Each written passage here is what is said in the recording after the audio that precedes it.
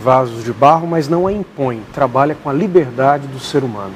E nós precisamos de compreender muito bem isso para sermos os cristãos desse novo século. E, aliás, aqui também, o Frei Antônio Moser, vai aí até, subjetivamente, uma acusação que fazem, por exemplo, a Igreja Católica. Ah, não, sou católico, né? Mas ou alguém diz assim, vocês são católicos, mas são muito liberais, a Igreja Católica é muito liberal. Mas, no fundo, essa afirmação do padre, ela é fundamental dentro da Igreja Católica, ou seja, o Evangelho é proposto, não é imposto, não é no cabresto, não é goela abaixo, né? Muito interessante. Quantas vezes no Evangelho Jesus diz, se queres seguir-me, toma a tua cruz e siga. Se queres ser perfeito, esse se queres é um convite, é uma vocação.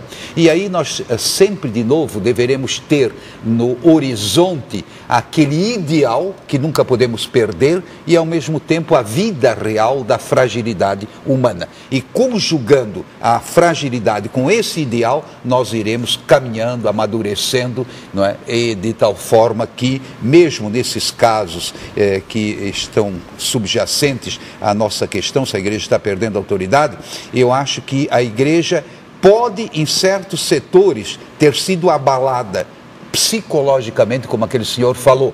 Eu me senti chocado, mas do ponto de vista da sua missão, não, porque ela não fala por si própria, mas aquilo que Jesus falou e aquilo que o Pai revelou e o Espírito Santo revelou. Quer dizer, até foi uma ótima oportunidade. Aliás, se me permitir, eu gostaria de lembrar 2 episódios recentes de 2 autoridades da igreja, só para perceber o que é igreja e o que não é, como não confundir. Primeiro, um bispo aqui do Brasil, né? Ele soltou uma expressão infeliz, que todo mundo sabe qual é, não é? Que a sociedade é pedófila. Imediatamente entrou a CNBB para dizer, olha, ele falou em nome dele por si, mas essa não é a nossa posição, não é de CNBB, não, de jeito nenhum, a sociedade. Quer dizer, foi assim uma espécie de exagero, força de expressão.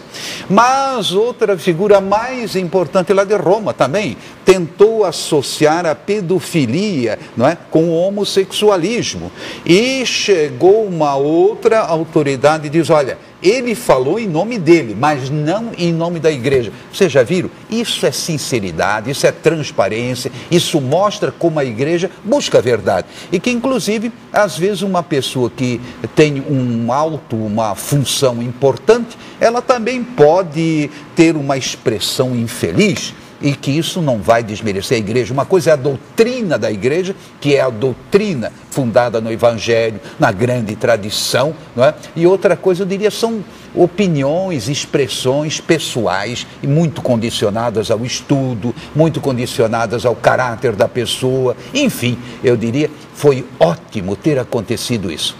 Tá certo. Olha, nós estamos caminhando aqui para o final do nosso programa, os minutinhos finais. Eu quero colher aqui a opinião do Padre Otávio e do Frei Moser, para que você em casa nos acompanhando também possa interagir em relação a isso, porque eu pergunto para eles, mas você também deve se posicionar, ou seja, o que a igreja deve fazer, o Padre Otávio, por favor, para recuperar esse seu prestígio arranhado, talvez psicologicamente, moralmente. O que a igreja deve fazer para recuperar esse prestígio e, claro, como é que os leigos se situam aí também nessa hora delicada, por que não difícil, né? Padre Hamilton, Frei Moser e telespectadores, eu acho que a gente pode começar também com uma pergunta. O que significa prestígio? Prestígio é dinheiro, prestígio é participação na mídia, prestígio significa poder institucional, temos muitas escolas, muitas universidades, sermos donos de certo modo, ou prestígio significa exatamente ser sinal de contradição? Não é? Eu acho que a igreja tem condições de recuperar, se usarmos prestígio, entre aspas, talvez, não como a sociedade o concebe. Eu acho que a igreja não perdeu o seu prestígio, porque, como disse o Frei Moser, a sua autoridade é a autoridade do próprio Cristo, e ela tem condições de renascer depois dessas questões, porque vai se tornar necessariamente mais transparente, vai saber lidar com mais eficiência sobre esses problemas e outros, que quem sabe um programa aqui em pauta, pode tratar da corrupção no clero também, Claro. que é um problema que existe entre os nossos colegas sacerdotes, a sua dificuldade de lidar com as questões relacionadas ao dinheiro, por exemplo. Então não é só uma questão de sexualidade, como falávamos no outro bloco. E o que o Papa Bento XVI tem dito nessas ocasiões é maravilhoso. Quer dizer, nós precisamos de olhar para o pecado dentro da igreja, fazer penitência e procurar conversão. E isso vai acontecer certamente porque eu acredito que o Espírito Santo sempre sopra nesses momentos difíceis da igreja. Frei Antônio Moser? Bom, Padre Otávio, já que você é apenas, digamos assim, mestre em teologia, eu sou doutor, então vou corrigi-lo. Tem um prestígio que é muito gostoso, é o chocolate. Ah, é verdade. É muito gostoso.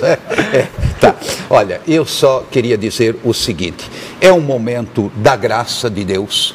Quanto mais profundamente caiu uma pessoa ou caiu, digamos, uma parcela de uma instituição, lá no fundo do poço, tanto mais oportunidade para repensar, seja em termos assim de autoanálise, seja em termos também de educação do clero e assim por diante.